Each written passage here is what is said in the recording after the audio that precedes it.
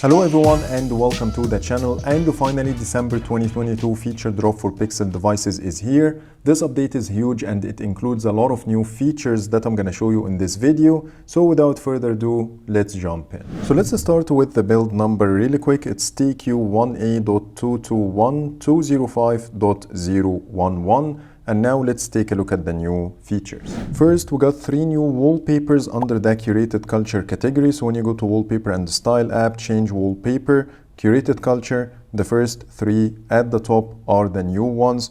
And I do really like how they look.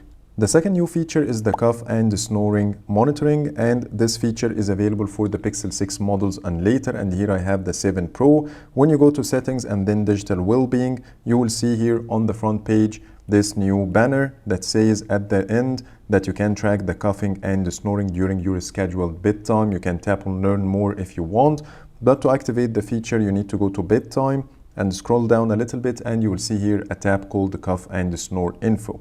Tapping on it will ask you for the access first. It says here allow access to this device microphone so you can track how much you cough and snore during your scheduled bedtime. When you tap on allow access and then turn on the switch, go back, the graph will start showing this information. And if you want to see more, you can show your daily summary, and here you can choose the dates like this. And I have some data already. Thankfully, I don't have any coughing and snoring while asleep. So this is how you can check your daily summary, but keep in mind, for the feature to work, you need to use one of the schedules over here. When you set it to none, it will not work. You have to either choose turn on while charging or put your own schedule if you want. You can choose the start and end date, and this is how it works. The second way to access your cough and snoring info is from the clock app. When you go to the bedtime tab, here you will see a button called show cough and snore info. Tapping on it will take you to the same exact page.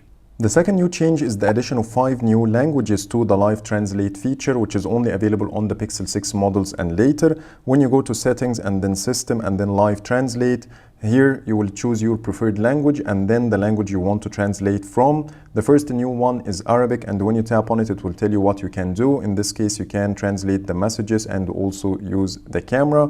And when you tap on add language, you will see the rest of the new ones, which are Danish, and when you scroll a little bit more, you will see Persian, and then we have Swedish, and finally Vietnamese. So I already added the Arabic language as an example. So let me send myself a message on WhatsApp to show you how it works if you are not familiar with the feature. So once I open the message, the live translate popped up.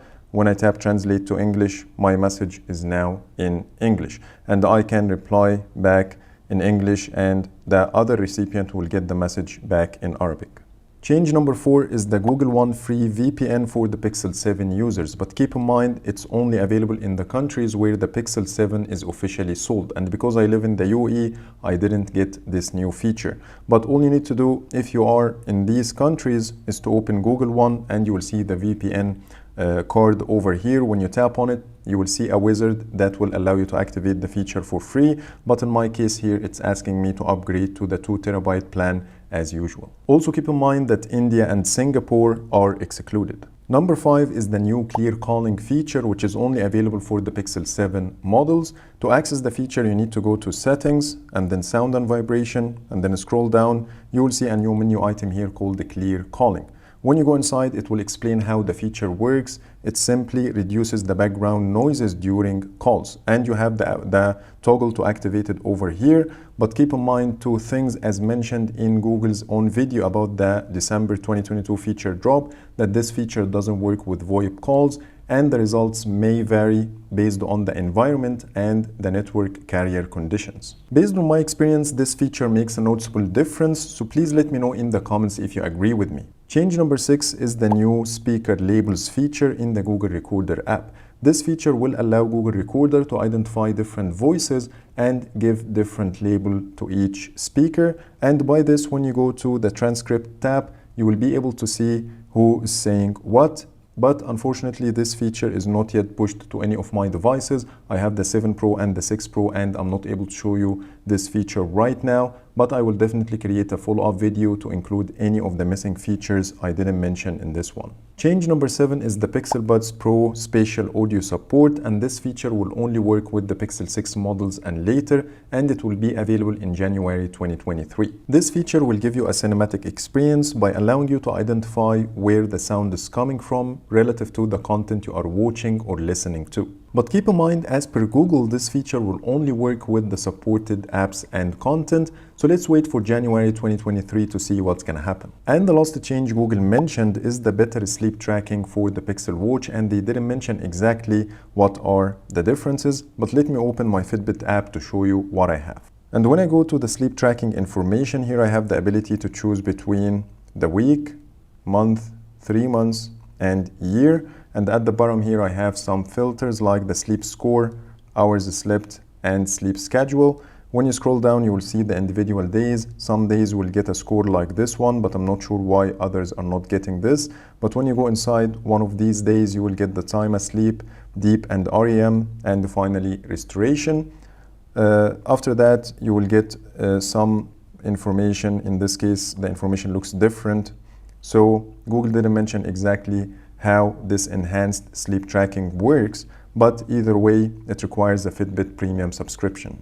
So these are all the features Google officially mentioned, but there are a lot more to talk about after taking a short break with today's sponsor. If you are interested to purchase original Windows 10 and Office keys, head over to cdkeyoffer.com using the links in the description below, then apply my special promo code ID20 to get extra 25% discount. Windows 10 OEM key will cost you $16.23, which is very affordable. To complete your purchase, choose your preferred payment method, input the details, and once the payment is done, you will be redirected to the orders screen. To view your code, click on the View Keys/Codes button, then click on Get the Key. To activate your Windows 10 OEM key, copy the code from the website, head over to your Windows settings, then System, scroll all the way down and click on About, then Product Key and Activation, and finally click on Change. Paste the code in the text field and click on Next, then Activate, and now your original Windows key got activated. For more offers, please check the links in the description below. And now let's get back to the review. Now let's talk about the new changes I spotted in December 2022 security update on the right, and on the left I have the November security update to show you a side-by-side comparison. So let's start with the lock screen. When you swipe up to expand the keypad, you will see a different animation. On the newer version, it's slower and looks smoother, and when you compare it here to the previous one, it looks different.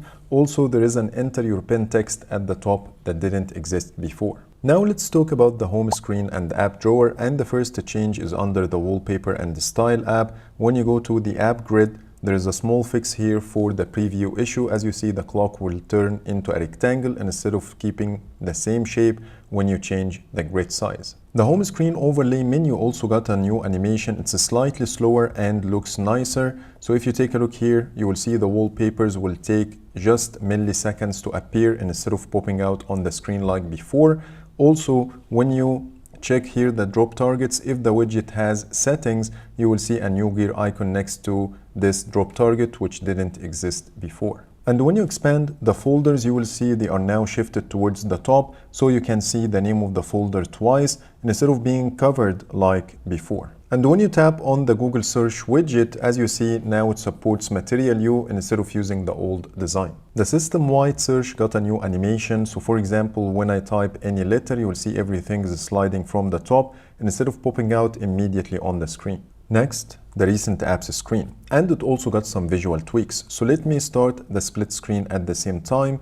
You will see here the animation is nicer. It doesn't have glitches like the previous version. And also, as you see here, the toast notification that says tap another app to use a split screen doesn't disappear. It will stick on the screen until you choose another app. And also when you quit the split screen mode, as you see, the animation is also smoother and nicer. So let me try this for you one more time.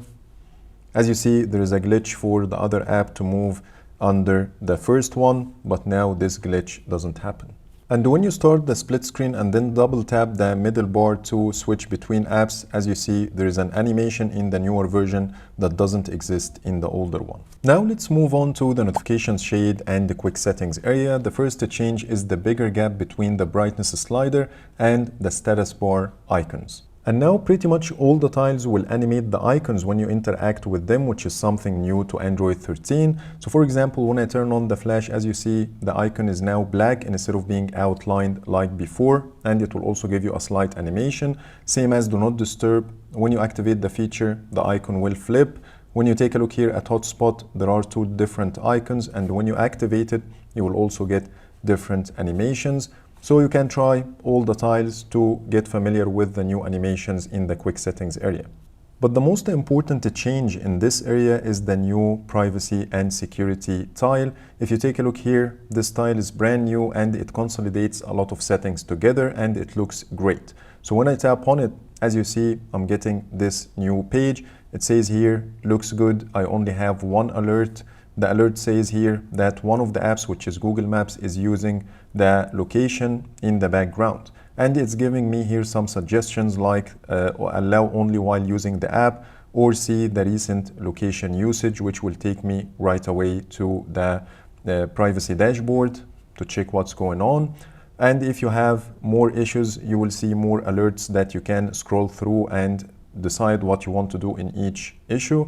Here you have some privacy controls consolidated together, like the camera and the mic access, the location, and finally settings. And when you tap on settings, it will take you to a similar page under the settings app, which is something I'm going to talk about later. Now let's end this chapter by talking about the differences in the media controls. The first difference is in the progress bar. The cursor used to have a circular design instead of a vertical line. And when I tap on the media switcher, you will see some differences too. First, the connect a device button is now permanent. It doesn't go away like the previous version. Secondly, if the device is out of range or turned off, you will not see it in the list like before. So the Pixel Buds is still showing over here, even though it's inside the case. And when I tap on it, the connection will definitely fail. But now this is no longer happening. And it only connects when I take the device out of the case and then give it few seconds. Now it's connected and showing. So that makes more sense, and I still have the ability to tap on connect a device to pair another device if I want. And also keep in mind that the connect a device button used to be called pair a new device in the previous version, but because I don't have the button anymore, I will not be able to show you this. Now let's talk about the differences under settings, and the first one is under network and internet, then internet. And when you tap the gear icon next to your Wi-Fi connection and then tap on share, you will get a white background behind the QR code to make it easier for the other person to scan it. Next, under apps, and when you scroll all the way down, you will see a new menu item here called app battery usage, which will allow you to modify the battery settings for all the apps you have on your phone on the same page. But previously, to do the same thing, you need to go inside each app and then tap on battery, which will give you the same screen, but now it's easier and more consolidated. Then we have notifications, and then do not disturb. And when you go to schedules, now you will see a separate item called game dashboard. When you tap on it, it will allow you to modify some settings when it comes to the game dashboard. First, you can turn the feature on or off, and you have the ability to turn off the floating icon and also the do not disturb for games. So let me show you an example here. So I'm gonna try to play Temple Run, and I have the floating icon disabled. But if you still want to access the gaming dashboard, you need to swipe up, and as you see here, I have the button. But if you want to activate the floating icon like this and then go to the game, the floating icon is over here. So it depends on your personal preference. And under battery, there is a very welcomed addition. When you go to battery usage, now it's since the last full charge instead of the past 24 hours, because most Android users got used to the last full charge, and I'm glad that Google reverted the decision back. The second change under battery is in the battery share menu. If the phone supports reverse wireless charging, you will see a new toggle here called turn on automatically. That means once you plug the phone to the charger, the battery share feature will turn on to give you the chance to charge two devices at the same time. But if you didn't do so, it will turn itself off after a short period of time as per the description. Next, we have sound and vibration, and then media, and there is a new toggle here called show media on lock screen. This will pin the media controls to your lock screen so you can resume the playback at any time instead of giving the system the chance to dismiss it. And under display we have some differences, like the different look for the brightness slider. The screen touch sensitivity option is now called the screen protector mode. Under the screensaver you will see a better thumbnail for the colors option, and the when to start menu item is now shifted towards the top instead of being at the bottom. And now it's time to talk about the security and the privacy consolidated settings page. As you see here, we have two menu items, but now it's only one, security and the privacy. So let's take a look at the differences. This is pretty much the same page I showed you earlier when I tapped on the security and the privacy tile, but this one has a lot more options when you scroll down. First, you have app security, which is the exact same one we used to have. Previously, we used to have the screen lock and the fingerprint unlock separated, but now they are consolidated under a new section called device lock, and when you tap on it, they will expand. Then we have the same Google security checkup option. Then find my device, which is located at the bottom instead of being at the top. After that, we have updates section, which consolidates the security update and the Google security and the Google Play system update together. So if you take a look here, security update, Google Play system update. Then we have the privacy options.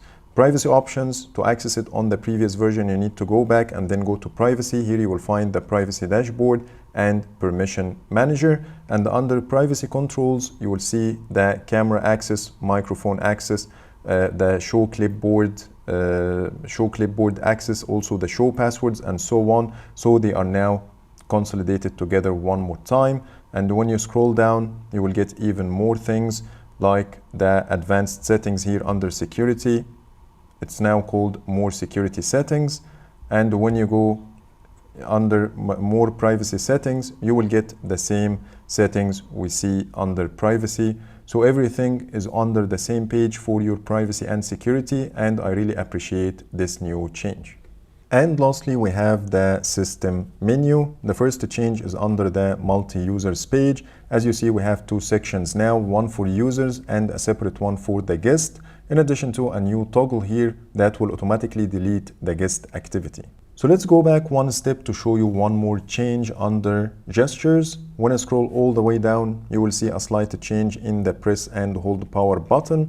And when I go inside, the toggle has been replaced with radio buttons. So when you select power menu, the slider will disappear and it only appears when you select digital assistant. So you can choose the duration of the press, but before the option will remain, but it will be grayed out. So now it will be hidden. Now let me show you some random tweaks here and there, and the first one is the bigger rotate button if you have the auto rotate feature deactivated. The biometric authentication card looks better. It doesn't have the same wide bar at the top and the bottom, and also when you authenticate you will get a tick sign that didn't exist before. And when it comes to the performance, the device was super smooth while filming this video. I didn't encounter any issues, and also it felt a lot faster compared to the previous build I was using. And when it comes to the Geekbench scores, I have 2763 for the multi-core and the 1046 for the single core. So that's pretty much it for today. Those are all the new changes I wanted to show you in the December 2022 feature drop for Pixel devices.